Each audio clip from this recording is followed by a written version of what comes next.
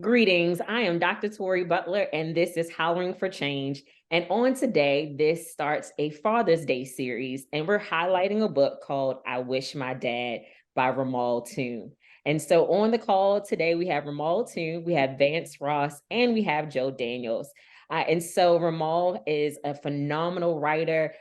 He has done books that have spanned the test of time. So he has God's Graffiti. He has a book that I think is super important.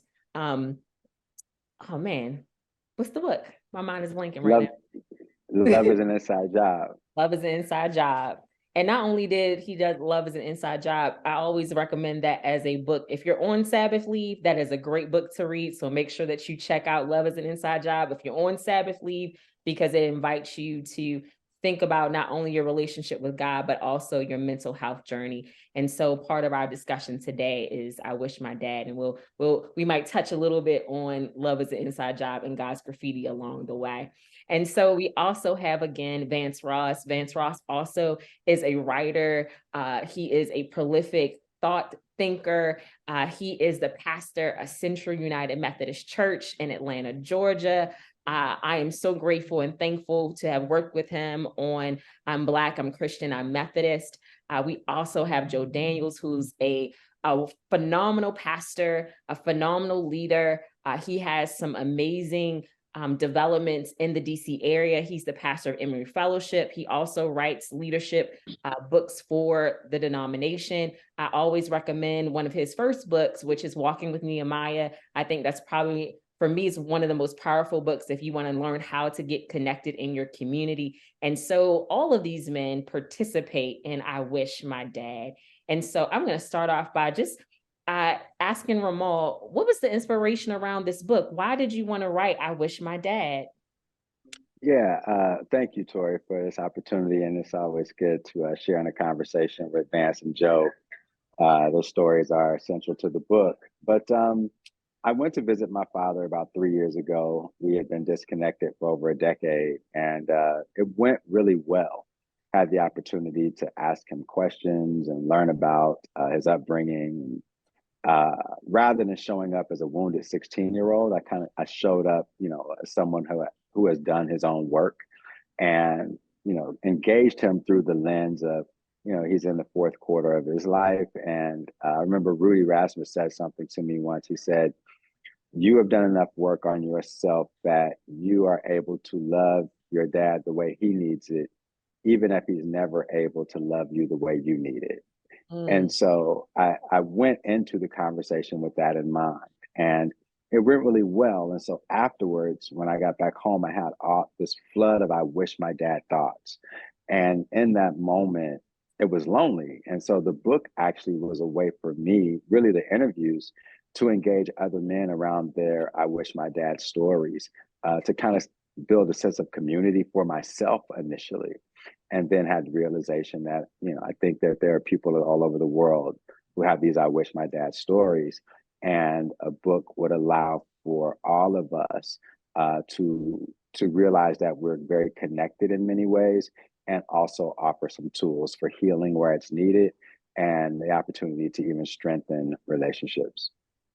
Oh, thank you. Thank you. One of the most powerful statements in your book is I realized that through the course of these conversations, he interviewed quite a few men along the way. You said in the course of these conversations that it is not the case that men don't want to talk about their feelings. We are simply rarely invited to do so. So why do you think men are not invited to talk about their feelings? And why was it Yeah, important for you to provide a safe place for men to express themselves? yeah, I think in many ways, men and women create these paradigms for manhood that actually haven't served any of us well. Many of us are reared in households where these ideas of your manhood, be it your mom or your dad, or even other family members, have taught you be strong, don't cry. You're not given permission to run the gamut of feelings, and anything that is emotional or sensitive is deemed weak and not strong. And so we aren't, when we're not given permission, it's really out of a fear that we might be judged or shamed. And the reality that I've learned is that, sadness, fear, angst, um, aren't in opposition to being a strong man. They actually just mean you're fully human.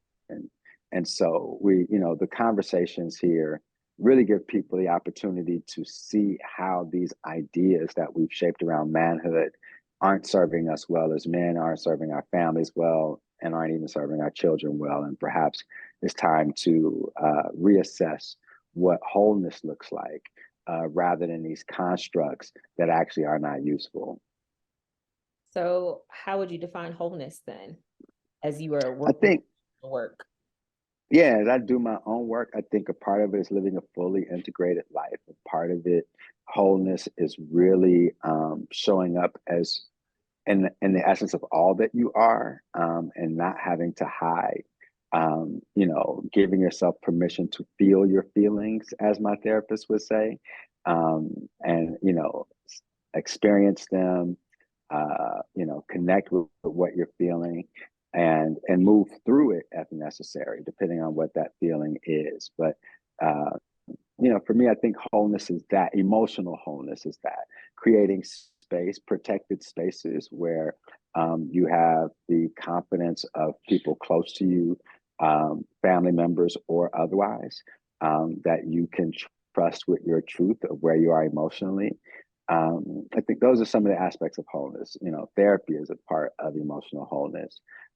Having safe spaces to express yourself and not be judged, but simply to be held and affirmed and valued, no matter what the emotional moment is. I, I think that's a great segue. We're now living in a time in history where society is beginning to prioritize mental health. Yet there is this stigma within the Black community, and especially amongst Black men. Vance, your chapter mentioned that you went to therapy in order to see the value, see that your value was not contingent upon who your father was or who he wasn't, or who he said you was and who you said you weren't. So now, what was the defining moment where you realized you needed therapy to help you cope with some of your own childhood trauma? And what were some things that maybe helped you overcome some bias, if you had any at all, to receive some help? First, Dr. Tori, thank you for allowing me to be here with my brothers, Romal and Joe. It's always a joy to be with them and to hear the profundity that comes from their mouth. I'm grateful for them and for you. I was serving local church and had 3 children and my wife at the time.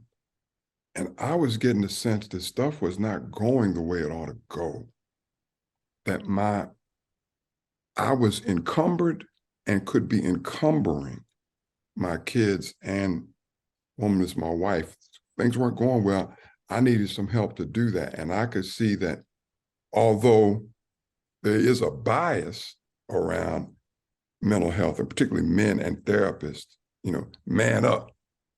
Stop being I'm not going to use that term, but you can get where I'm going. I said, all that sounds good, but that's not helping me here.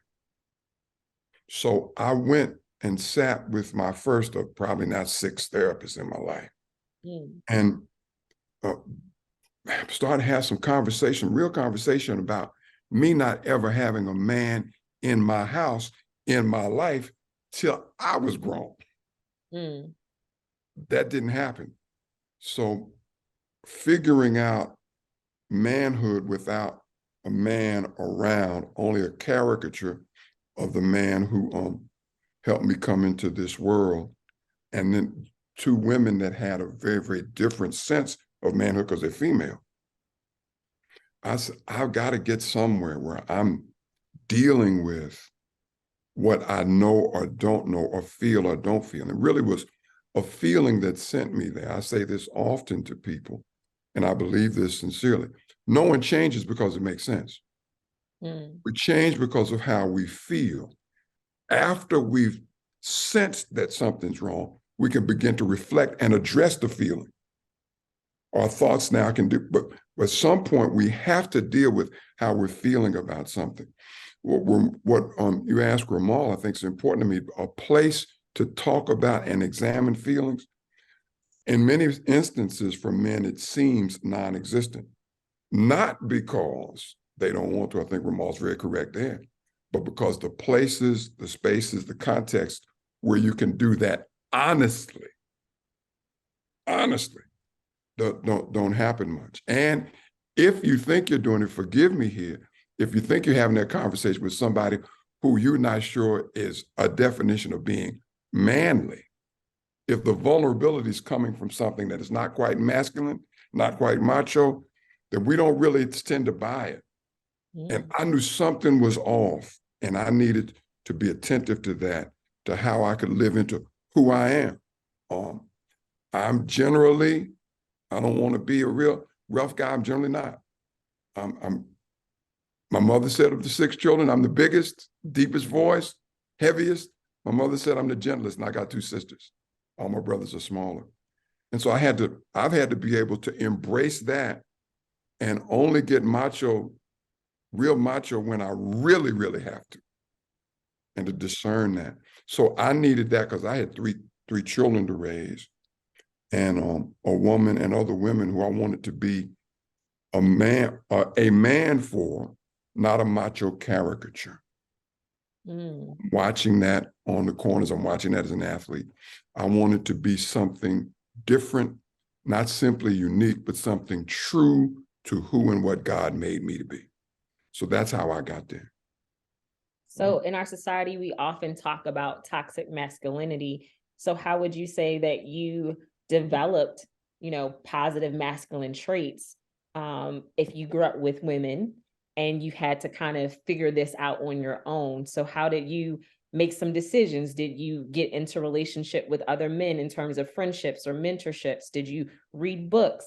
How were you able to progress as a man and feel confident in yourself, not having to portray in your words being macho, but actually have a good sense of manliness while still being soft when needed? That's a great question. And I just last night sent a note on Facebook to some guys that I watched growing up. Lawson Brooks, Robert Thompson, Sam Moore, James Rogers, Joe Bundy. These were all guys who were older than me, but who I saw as manly, but who were intellectual and spiritual. These were 2 of these guys were in my church every Sunday before I left. In fact, I followed them so much, I almost went to the same college they went to, just because they were there and around. Other guys were in town, intellects, went to Bluefield State College, strong athletes, but thoughtful. I watched them be kind.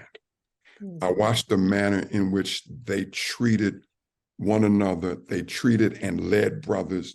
I watched the way they were with the women, the girls around them. And I said, that's who I want to be. I'm not Iceberg Slim. I'm not made like that. I'm not going to be like that. These guys are headed where I want to head. Interestingly, one of them has been in government and is a writer. Other has been just retired as a lawyer with the federal government. Another cat is a teacher and a professor. Another's a teacher and preacher. So these fellas were part of it. I had pastors generally, but one in particular who was calm, quiet, much more quiet than I am, but stood firm around and about an unapologetic love for Black people, a respect for all people, but invited me and called me into being one who stands with the life of the mind, the world of ideas. That was his thing. And he called me, and that's how I went to West Virginia Wesleyan College. Now, he was not much for the athletic side, which was my macho deal, but I went there. And I played ball. The lack of toxicity in these fellas, it seemed to me, was their spirituality, their love of God, and their love of Black people. These are persons who I can say, I never heard in a public place or forum put Black people down as a whole. I did not hear them use terminology that we sometimes use now and claim it's affection, but there are terms that make us less than human. Mm-hmm. I watched and attended to them and their discussions of Huey Newton and Martin King and Malcolm and Fred Hampton. These were folk who lived in a place and space of uplift. And because of where I'd been and what had happened to me in my life, I wanted to be one who was about uplift, encouragement, inspiration, and motivation. So they were there in my life. And my mother and grandmother pointed them out, particularly Brooks and Bundy, said, watch them, and other men at the church. That's where I got it from. Vance, one of your most powerful moments within your story was the moment when you talked about needing to be held as a child. You even said it just a second ago, I'm the biggest one in my family. And in the conversation you had with Romal, you said, well, I was always the big guy. And so they didn't want to hold me. I was too big to be picked up, and how you were intentional about hugging your kids and kissing your kids and picking them up and just being affirming in that way. So how important is it for fathers to show their sons, their children, specifically their sons, physical affection? I think that's where tenderness comes from.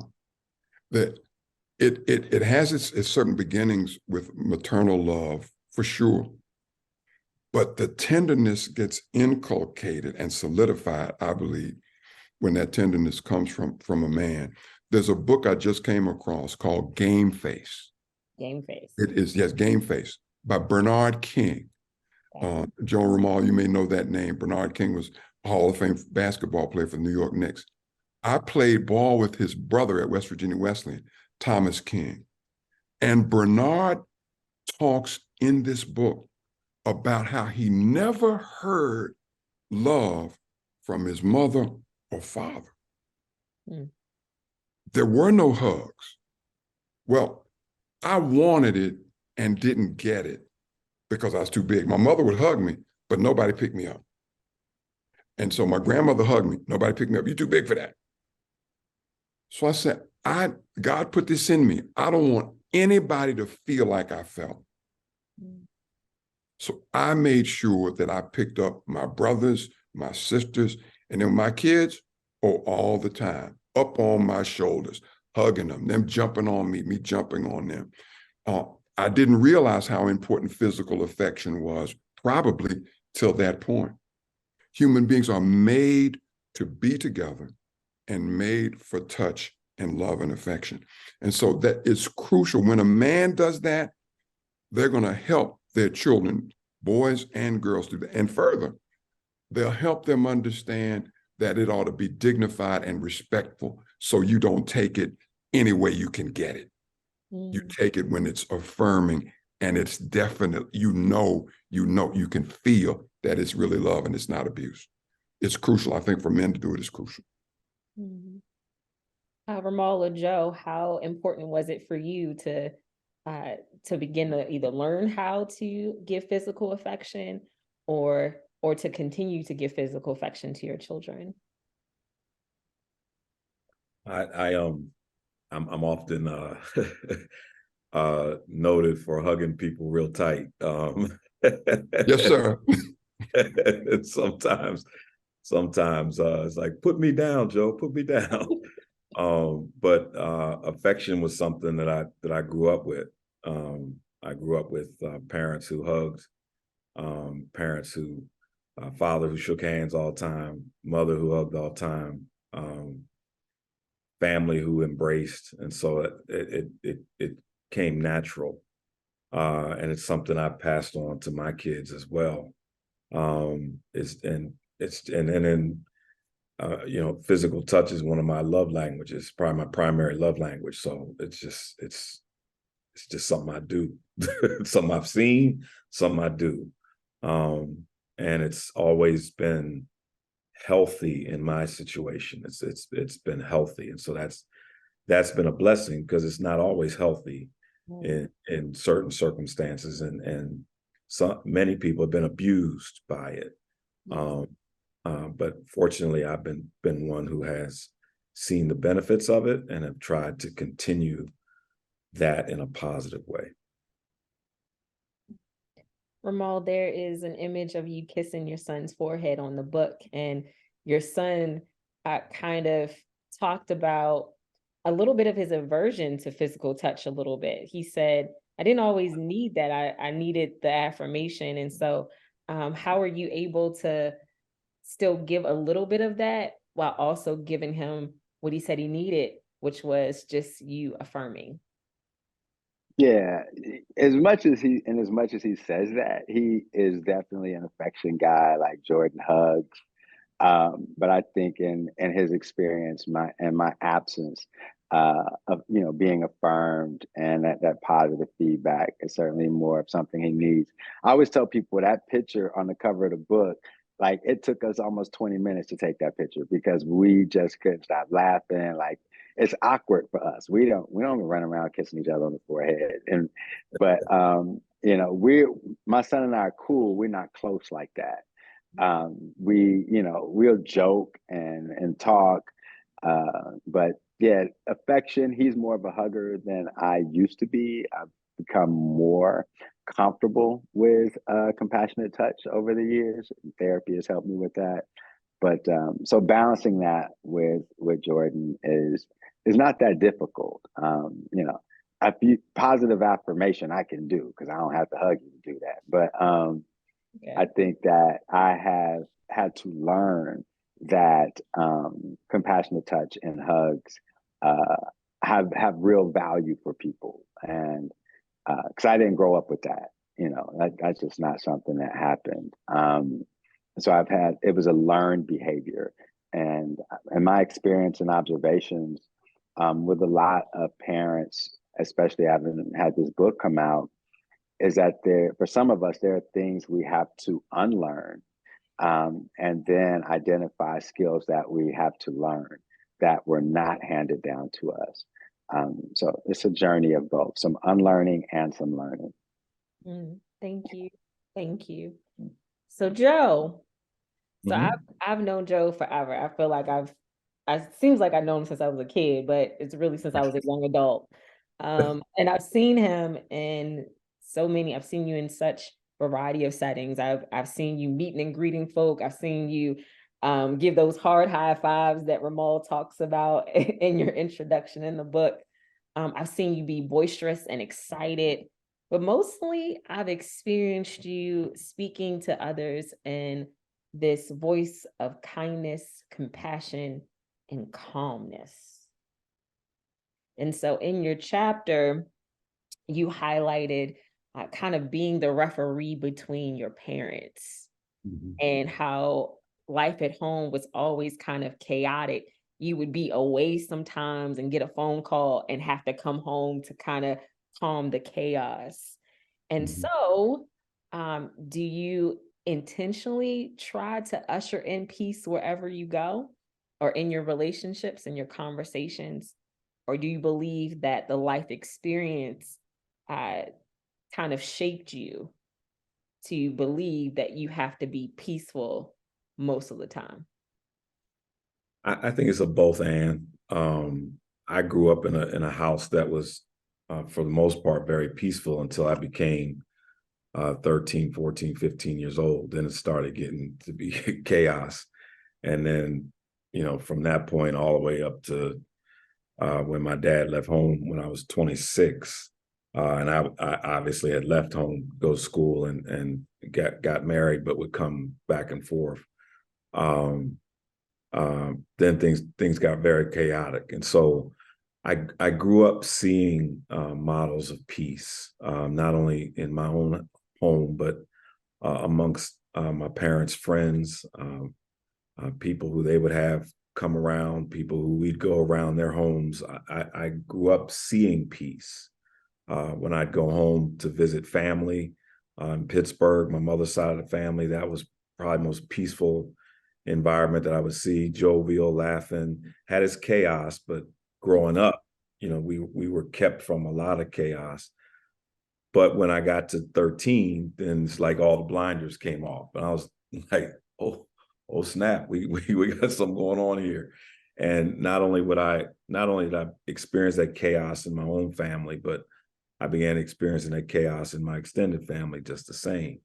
where relationships just didn't work out, where divorces took place, where separations took place, and where the fact, at least on my mom's side, because my dad was from New Orleans and then everybody moved to California and we didn't get out there as often because we lived on the East Coast, where I would see more broken relationships. I think about 85% of the relationships on my mom's side of the family are relationships that society would call broken relationships, divorces, separations, that type of thing.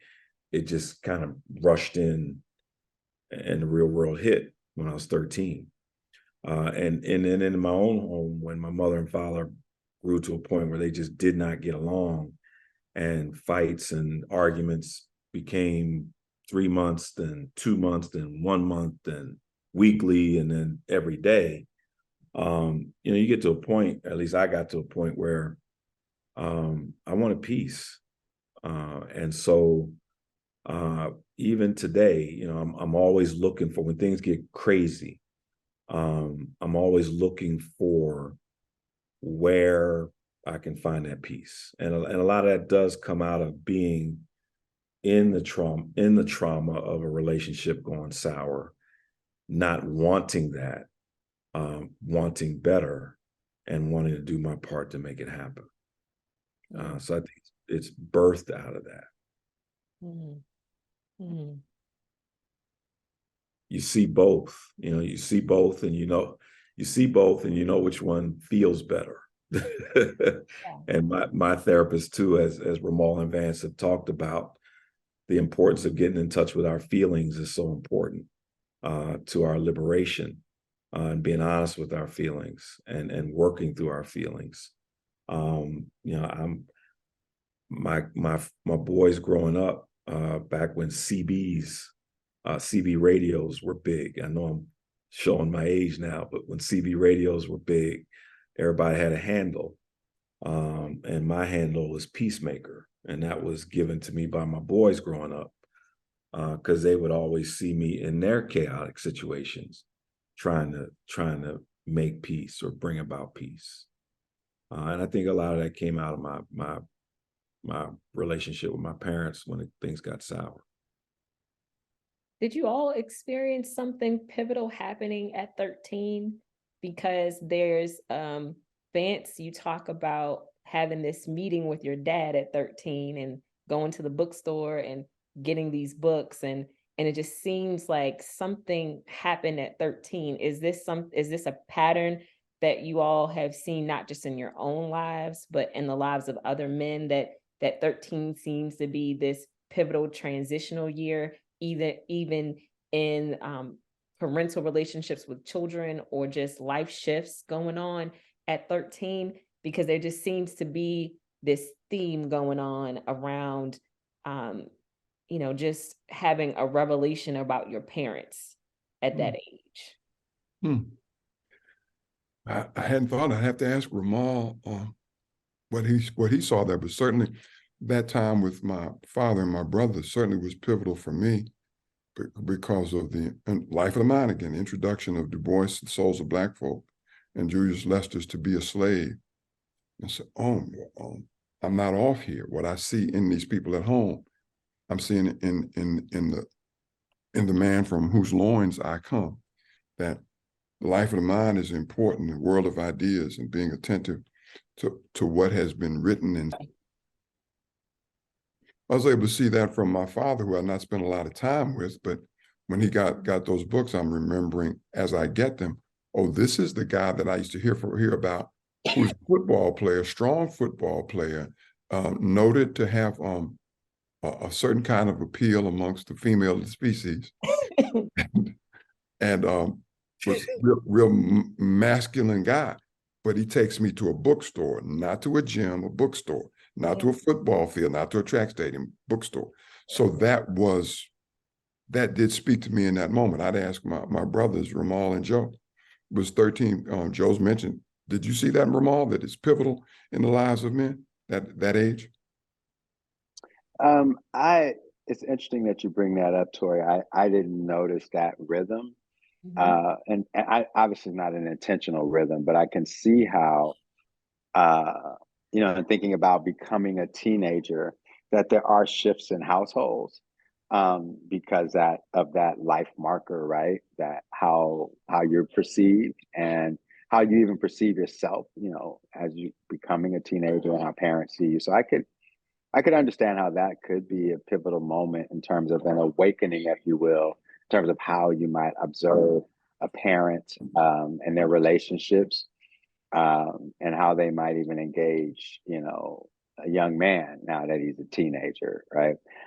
So yeah, but it's not one of the obvious rhythms that I noticed in the conversations during the interview process. Okay. I know for me, so much happened at that age, and so much does happen. I mean, at 12, 13, 14, as has been mentioned, boys become men physically. There is a change. You can now impregnate a girl at that point.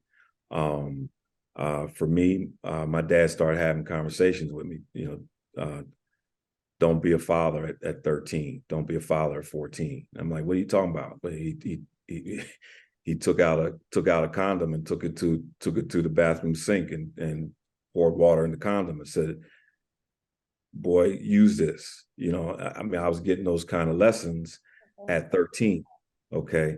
At 13, my voice was changing. At 13, my grandmother almost died of 2 consecutive brain tumors in a month period. The only time I ever saw my father cry. And so, you start moving in, or I started moving in to experiences that I had not had as a boy. Now, all of a sudden, I'm starting to be exposed to them, and having men around me, not just my dad, but uncles and others who are starting to share things with me that before they didn't share. And so I think that's a pivotal year. I mean, if we look at even other cultures, for a while I grew up in a heavily Jewish influenced community. The Jewish community, you have bar mitzvahs, bat mitzvahs, men become boys at 13 years of age in Jewish culture. So it's a lot happens around that time. And I think it bodes well for us to really look at that. You raise a good point. In fact, Joe, when you mentioned the bar mitzvah, Jordan and I did a bro mitzvah, and when he turned 13, and we had a full blown bro mitzvah. Like we had steak, he had steak and potato and a baked potato. We read some scripture when I became a man. I thought as a man, and we prayed. Like we had a whole ceremony as the bro mitzvah. Yeah, that's good. That's tight. Wow, that's I actually have a picture of it. I'd love to see that. And that also brings to mind some other things that were happening. I didn't have a man around. I had that moment, but that was the year I go from just being on the 8th grade, just being on the basketball team, to now I'm an 8th grader that's noticed I'm getting taller. So me and one other 8th grader were on the 9th grade team. Okay. My voice is changing, and my mother and grandmother, my mother is in New York now, but it's being inculcated to me, you're not going to do what your father did. If somebody gets pregnant, you're going to get married. You're going to take care of your child. So I'm immediately in a space of utter fear relative to sex and sexuality, because I don't want any child to have to wrestle with what I've had to wrestle with. When I have a child, I'm going to be in a different position. I'm not walking away from any child. So I thank God for the female of the species, but I had a tremendous, in addition to shyness, I had a tremendous fear of what it might be if there were a child before I was ready economically and in terms of maturation, a tremendous fear. At 13, I moved. I remember that well. All right, Romal, that's some follow-up for you, bro. Follow-up on all this. So one of the very first things I did when I opened up the book I read the introduction. So I read your introduction, then I read your son's introduction. And then I went to the back of the book. And I read, I didn't even go into the rest of the stories yet.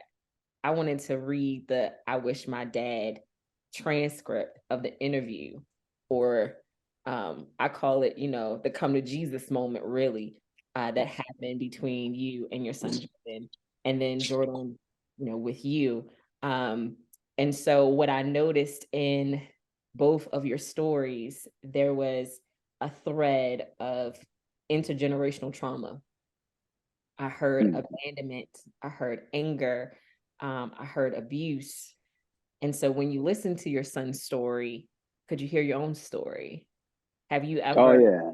Yeah, you did. Yeah, Okay. very much so. I think that sometimes, I was shocked at how familiar it was, and at how I had actually, redid everything that was done to me in my own unique way. And I think that was eye-opening. Like, I think I've noticed that men in these conversations, we have this idea of I'm going to do things differently.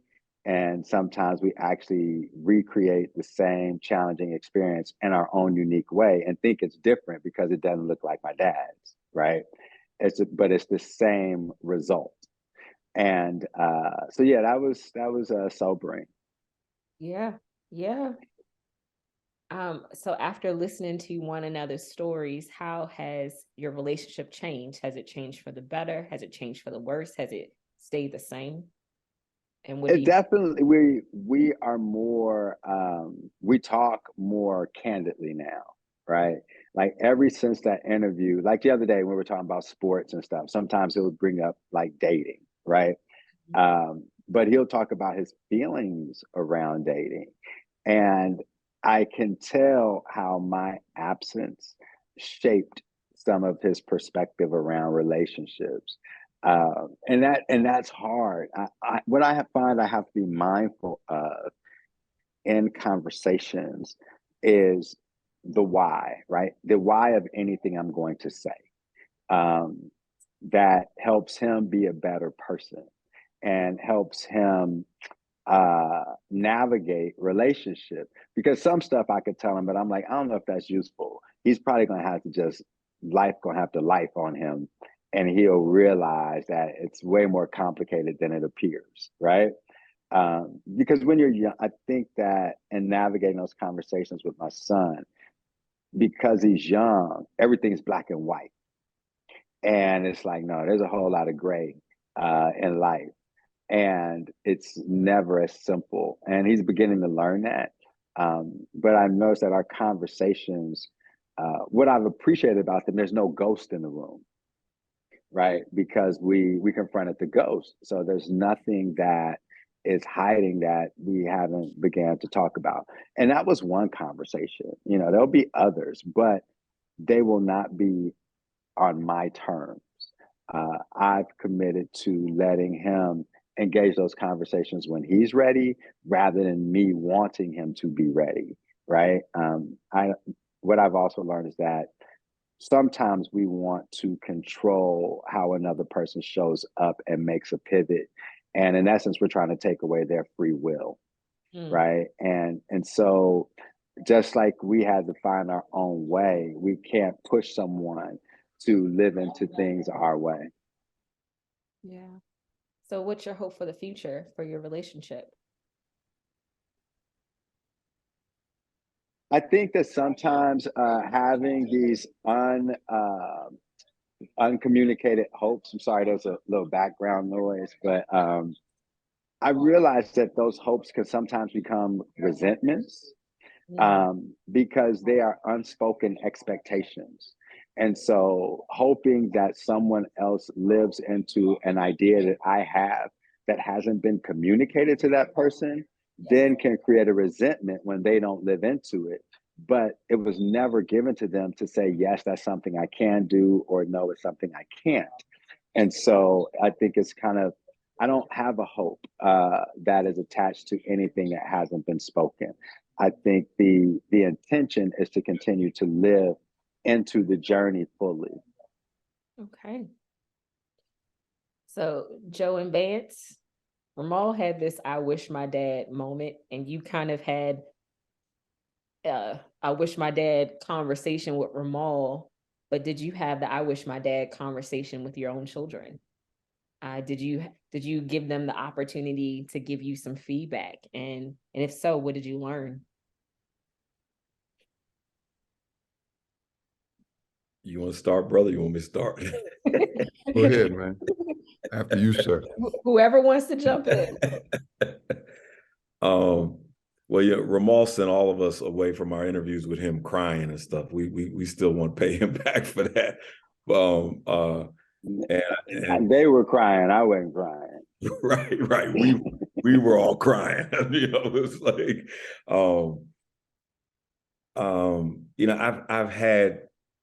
I've had a number of talks with my kids.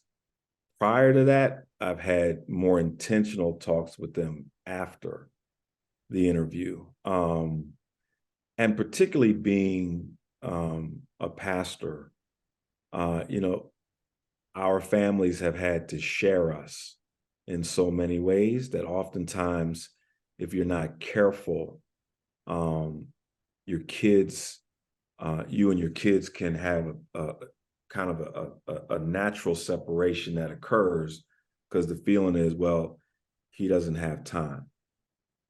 And one of the things I've sought to do is to make, over the time with my kids, is to make intentional time for us to talk. But this whole "I wish my dad" piece has taken me deeper into that, from the standpoint, particularly now as I move toward retirement,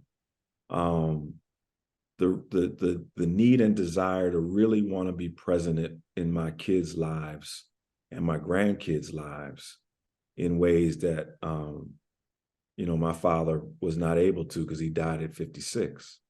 And so there are conversations now that my kids are grown adults. There are conversations that we're having, relational conversations, financial conversations, legacy conversations, asset conversations. If I die, this is what I need you to do conversations. This is the legacy left for you. I need you to know what's here. I need you to know what's yours. I need you to know what I hope and pray you'll do with it. But even more that, listening to them as to what they would like to see from me at this season of my life, what they would like to see from me in their lives. And it's really, really very simple in my side. They want more of my time, and they deserve more of my time. And they're like, I always went to the games and always did all of that, but they want more of my time to talk about adult stuff, life stuff, handling certain things that now as adults and parents they have to handle. And so I've received that insight in a deeper way, the need to be more present. And so I make the investment quarterly to go see my son and daughter-in-law and granddaughter in Arkansas and to spend time with them, just being around. I pay the extra money. I do whatever I need to do to be present with my daughter here in DC and to listen and to have these intimate conversations because time is precious and time is not guaranteed. It's a little bit. Thank you. I want to echo what Joe said about Romal, except to say, because of some of the things that have happened in my life, I am planning my vengeance. Oh no. You're not going to have me sit around crying somewhere, telling somebody you ain't crying. And I'm going to have to help him with that. I'm kidding. Having said that, the conversation with Romal that I didn't know till I got in it how much I didn't want to do it. Mm. I really did it because our guys, I can't be the cat on the team that doesn't step up. Right. If we're going out on the floor, going out on the field, I'm not going to be the guy to say, please, Mr. Custer, I don't want to go. If we all going out here to get shot, I'm with the dudes. They're not going to say I left. And we got shot too. So we did. got shot with us. and stuff that I had not allowed myself to consider. I thought about what it felt like to be alone, what it felt like to be unprotected, what it felt like to have a feeling I really don't want to hurt anybody, and that's not wrong to have that sense. I hadn't talked about that with anybody in my life except the therapist, and didn't want to do it then. So the conversation brought to mind that I need to have this openness with mine. One of my three is in conversation all the time, and she wants to have these conversations. Other two, not so much. One of my two is adopted. And giving them time and space and finding ways to open that up. I had, because of this, I think, I was in a conversation with my son about him and his lady and her son, and he had gone to a ball game, Memphis, Tennessee. And I saw it on Facebook. I said, hey man, that looked like a nice kind of thing. You know, he and I hadn't been anywhere together in years. And I said, but those look like like really good tickets, good seats. He said, yeah, they were good. I said, well, how'd you get them? Because I'm assuming you know somebody. So I bought them. I said, man, that's expensive. He said this, and I told Joe, I don't know if I told you this, Romal. He said, no, Dad, it's not expensive. That's an experience. Oh. Yeah. Man, you about to turn 35. How about we do something? We went to a ball game on the West Coast. It's one of the best times I've had with him. Not a lot of conversation. There was some, but mostly just what Joe talked about, presence, being together, and opening the opportunity for other stuff to happen. And so that has been the major thing for me now as I approach retirement. I'm a little ahead of Joe on that one as I'm approaching retirement. I want to retire by God's grace. If God grants me this grace, that I can retire with good health for old people, good old people health, so that I can move around and be around and spend some more time with them and share more and more about legacy, why I've done, what I thought. Ask forgiveness for mistakes. My daughter will talk about those things and absolve some things, call some of them out. Other two don't want to talk about them. And I wonder what has happened. So I just want to make time so there's space that if you ever want to talk about it, I'm there. Romal has given a great model of being able, and I think this is a godly model. If you can say it, I can stand it because I love you. If you can say it, I can stand it because I love you. I'm not going to judge. What I will do is apologize. I love you. So that's where I'm looking, praying, hoping to be able to go in these latter, not these last, these latter days. My father died at 64. This is a conversation that I've had some with Romal. He and I got to sit down on it. The other thing, when you sit down with him about something, Romal tries to give you gut punches when you sit down and talk with him. So, but I'm gonna go ahead and take him because this death thing has been on me recently. My father died at 64. And approaching it, okay, I got past it. Now I'm thinking, when does it come? When's the hammer coming? So I really want to. I'm talking it through a therapist. Talk through with my boys. Part of the fellowship, the spiritual friendship, because as my grandmother said, there's more room out than there is in. She was talking about gas, but she made a great point. It's the stuff we keep in us that kills us. Yeah. And that's real, man. That's real. I went through that when I turned 56 because my dad died at 56, as I stated. You start start like, whoa, because now you entering into a period you know not of, right? Yeah. You know not of, and you're like, can I make it? Am I going to be all right?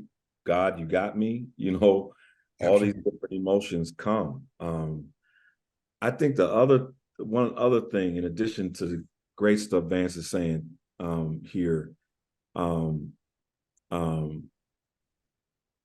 the I wish my dad talks, Dr. B, I think are vital too for Black men, in that, I was fortunate to have my dad around till I was 29. My dad kept a lot of stuff in, as Vance is talking about. Yeah. And Black men in many cases have been conditioned to keep a lot of stuff in because of the need to protect ourselves and to protect our families and to not let anybody mess with us. I got to remember Yes, you're so yes. Make sure you're still mess Christian. Yeah. Okay. And so, as Romal has talked in some of his other books, about vulnerability and the need to become vulnerable, Yes. and the blessing of vulnerability. That's a very important thing as we're talking with our kids in these latter days, because that's not necessarily an image that we saw growing up, and it's not necessarily one that we portrayed with our kids growing up, out of the need to protect family. And so I've sought to be more vulnerable around my kids. And I found that as I continue to be, I'm finding that my kids love that. Yeah. My daughter oftentimes says, now that's what I need you to do. That's how I need you to talk. That's how I need you to be. Don't, just let it go, Dad. Just let it go, kind of thing. And that builds a relationship even more so. Oh boy. Now that's a big one there, John. That's a big one. Because that's one Alyssa has started. We were talking just in the past 3 weeks, and she said, Dad, you have spent too much time saving us and saving people. You've been getting up on the white horse and riding. And she had just read in a book where somebody believed that they wanted the father to ride the white horse and didn't care if he lived or died. I need you on that horse. My God. She said, Daddy, I do not need you on the horse. Get off of the horse. And that was liberating in a way I hadn't thought of, because sacrifice, stuff of that nature, we kind of told and taught to do, hold stuff, but when you do some of that, it comes out some other way. And so many of the OGs, the old cats growing up, they held that stuff, but when it came out wrong. Domestic violence, street corner violence, pool room violence. The vulnerability, that cuss word that I really have not been able to stand with these therapists. The V word, what a cuss word.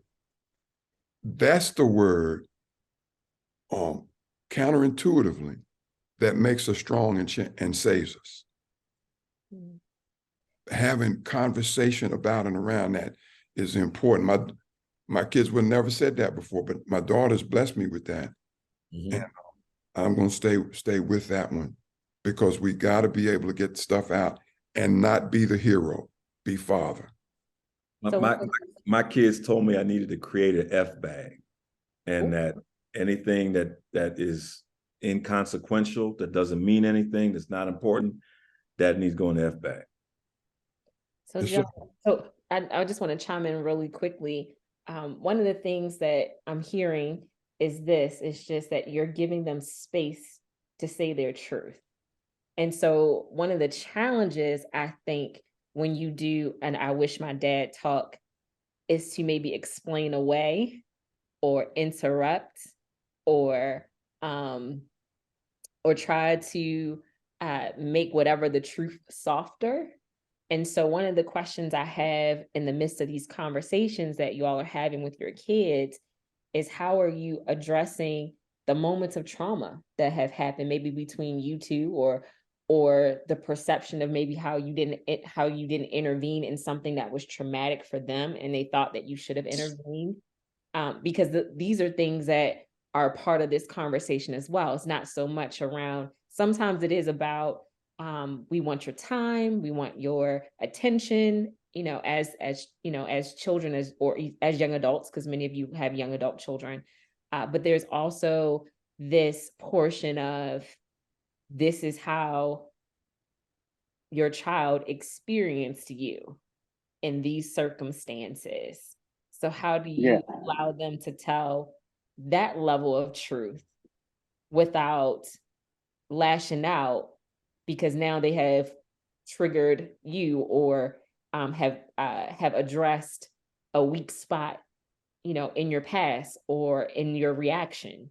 Because I've heard all the things, but this is also the challenge part, is that when you had these "I wish my dad" talks, it's not always warm and fuzzy. No, and you saw mine intentionally wasn't, but in listening to you, what I also had to be mindful of is the why, right? The why was love and helping him not carry baggage that was never his to begin with. Because there were, and there are aspects of the truth that would not have been valuable to him. And it would have made it about me, right? And so the intention of the conversation was to free him up from baggage he was carrying. Because, and a part of that, right, as a friend of mine used to say back in the day, there's always three sides to every story: his side, her side, and the truth, right? And the thing is, I was mindful of why I was in the room and what my intention was. My intention was not to engage somebody else's story, but only to own mine. And the why of why I was owning mine, right? So that is the important thing. It was staying focused on, even if somebody hits a trauma point, right? If you are mindful of the why and the intention behind it, which is about healing this person, freeing them up from stuff that they carry and that was never theirs to begin with, you will frame your responses in a way that keeps that at the forefront and not centering yourself. And that's hard to do. Most humans begin every conversation with an I statement. We center ourselves in everything. When we're listening for, how does this impact me, right? And that moment in that interview, I was mindful throughout it. This isn't about me at all. This is about him. I'm not here to defend anything, explain anything, justify anything. I'm here to listen to what are the facts of his journey and hold that with open hands. He's not looking for a healer or a savior. He's listening for somebody to just listen. And, listening to them talk about, there's the saviors and all of that. I didn't grow up in an environment where those things are privileges to me, right? The being polite with your children is a privilege, right? Because they're clearly not in a threatening environment. I grew up in an environment where you had time to, worry about how you felt about something and be polite and say things that would protect you from something. You had to know the truth because life was going to throw some things at you. So there was no privilege of polite, and protecting somebody was actually preparing them to be a victim. Because they would not have been equipped to go outside and deal with life if I was protecting them from certain things. But listening to them, our environments were different. And I'm listening like, wow, yeah, those are some privileges I didn't have, because being protected from certain things would have put me in more danger. And if people were polite, we didn't have the privilege of that because every moment was pressure. And people had to, give it to you straight. And, I hear that. I was not, didn't have the same kind of environment as Romal, but I felt like unprotected. My head had to be on a swivel. Mhm. I had to know what places where I couldn't go, where I couldn't be, because I didn't have the, for lack of a better term, the tools or the weaponry for that. So I'm not going to be on the corner with the cats. I'm not going to the pool room. I know some stuff going on down there that I ain't ready for. Stayed away from, watch those kinds of things. But as you raise that question, I've tried to set an environment since then for some conversations that still have not happened. But I want to set a conversation because an interesting way you put that, Romal, want to set it where it's not about just I want this to happen, but to center my daughters and my son. That's I'm gonna reflect on it and talk to my therapist about it, because I think that's being able to center someone else is not the easiest thing. No. Particularly when you're looking out for what may be helpful and beneficial to them. I like that. I know what a lot of this has done for me as well is it has led me to have generational conversations with my kids, because a lot of things that my kids and even my sister and my sister's kids are going through right now is generational. And to understand the fuller context, I've had to not only go to my parents, but my parents' parents. Yeah. And that's real, which requires yet another level of vulnerability, particularly in you start going into generations where it was, oh no, what happens here stays here. We don't talk about that. Right. But in order for liberation to come now, conversation about that has to take place. And so, these I wish my dad conversations have been extending even beyond, I wish my granddad, I wish my great granddad kind of thing, which gets you into Black history, American history, get you into 1619 projects, all kind of stuff, because all of that stuff becomes real in the present. Yeah. So all of you, what are some suggestions for someone that may be listening that may have had a good relationship or contentious relationship or just had some misunderstandings with their dad along the way? What would be just a conversation starter for the I wish my dad talk? I don't think anyone should start the conversation without having done some serious work, some real introspection. As you've listened, you see everyone in this book has been to therapy. I encourage people, maybe start with the book, but don't try to jump into a hard conversation that you're not equipped for, because you're having an emotional moment and thinking, yeah, I need to do this now. None of us did this at the spare of a moment, right? It's been a life journey of some healing, some honesty with ourselves before we could ever handle somebody else being honest about who we've been to them, right? And so I would say go to therapy, find some resources, do some work first, and be patient with yourself, offer yourself a lot of grace in the process, and remember the why. At the core of it, the why is love, and and healing.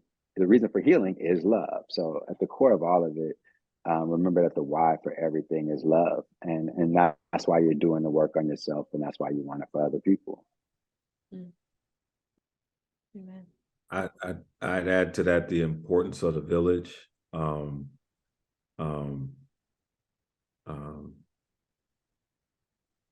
I think before you broach these conversations, having conversations with brothers and sisters around you that you trust, and who are not afraid or intimidated or shy about sharing with you their own struggles. and their own thoughts, because that also gives some contextual framework for you to begin prayerfully moving toward having a conversation. Thank you. The brothers have said it. I have nothing to add. They're right where I think we need to be on that. Okay. So Romal, one of the things that I've had a chance to do is I read God's Graffiti, which is the first book. I read Love is an Inside Job, and now I've read I Wish My Dad. And if any of you haven't read all three, please do. Each one kind of builds on the next.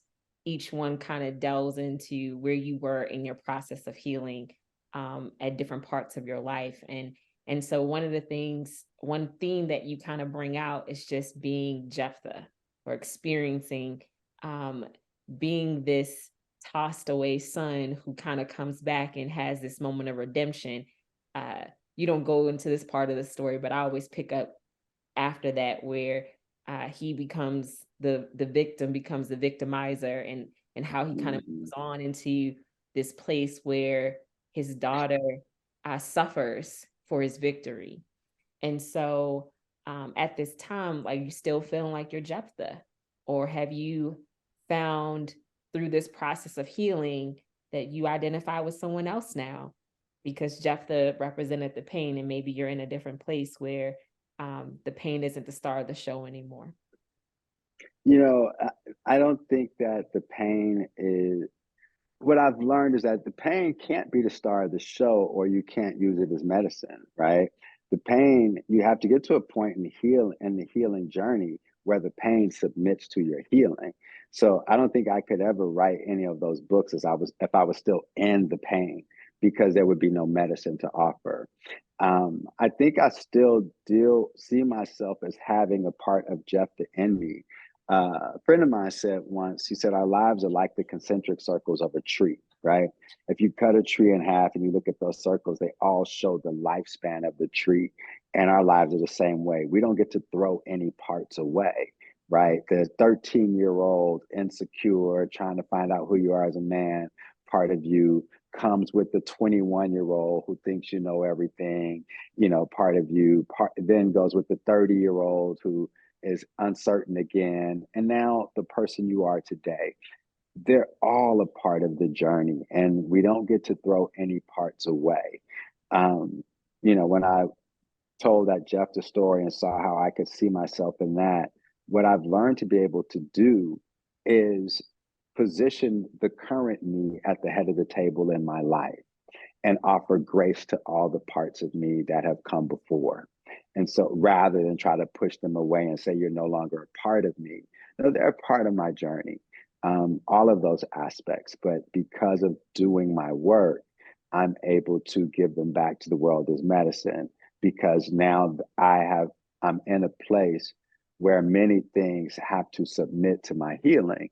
And now that pain becomes something that fuels purpose and becomes something that I can give back to the world to help them heal theirs. So in our conversation today, we have heard how having therapy is important. We've heard about the community is important, finding safe places and spaces to navigate our feelings, to be able to go to a brother who has tissues in his office, because that's what's in the book, how Romal has invited other brothers to his office to tell their stories, but make sure that the tissues were close by, but to provide safe spaces for men to cry and to not let that take away from their masculinity because they said, I'm hurting. So one of the things that I hope that we'll hear is the next part of the journey. So Romal, where can we find the book? And do you have anything else on the horizon that we can be looking out for? You can find the book on all major book-selling platforms. Amazon is the one everyone's familiar with.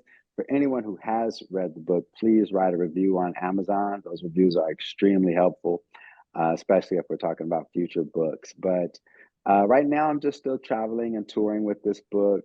We're looking to launch a national program, doing workshops through the lens of I Wish My Dad, and working with some therapists to design that content.